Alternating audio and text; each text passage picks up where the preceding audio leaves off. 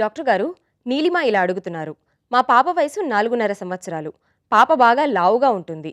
అందరూ పాపని చూసి నవ్వుతూ ఉంటారు. పాప మీద జోక్స్ వేస్తూ ఉంటారు. నాకు చాలా బాధగా ఉంటుంది. పాప ఎక్కువగా ఏమీ తినదు.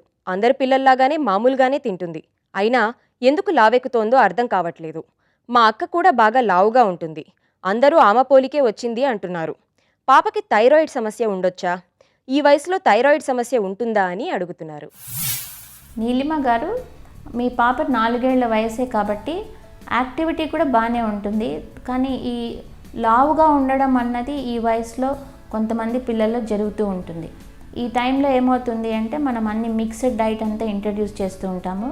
రకరకాల వస్తువులు తినే అలవాటు అయిందనుకోండి, వాళ్ళకు మోతాదు తెలియకుండా ఎక్సీడ్ అయిపోయి ఎంత పెట్టినా తినేస్తూ ఉంటారు.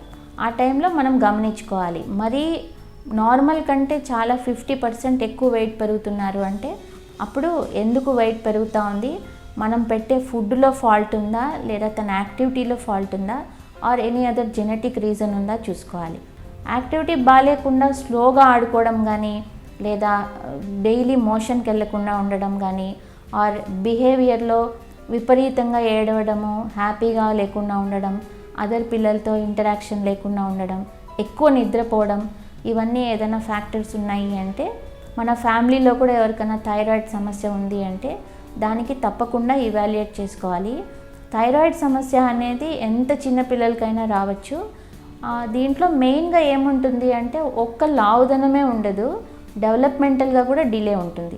ఇప్పుడు మీ అమ్మాయి కనుక డెవలప్మెంటల్గా నార్మల్గా ఉండి ఓన్లీ లావు మాత్రమే ప్రాబ్లం అనుకుంటే అప్పుడు దానికి ఒబిసిటీ కారణాలు ఏంటో వాటిల్లో ఒక సమస్యగా థైరాయిడ్ ఇవాల్యుయేట్ చేసుకోవచ్చు.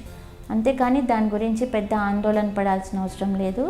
చక్కగా ఒక డైటీషియన్ దగ్గరికి వెళ్ళి ఆ అమ్మాయి షెడ్యూల్ ఎట్లా ఉంటుందో రోజు చూసుకొని వెయిట్ ప్రకారంగా ఎంత కార్బోహైడ్రేట్, ఎంత ఫ్యాట్, ఎంత ప్రోటీన్ ఇవ్వాలి, అమ్మాయి ఎక్సర్సైజ్ ఎట్లా ప్లాన్ చేయాలి, ఇవి చేసిన తర్వాత కూడా ఏమి రిజల్ట్ లేకపోతే అప్పుడు దాని గురించి ఎవాల్యుయేట్ చేసుకోవచ్చు.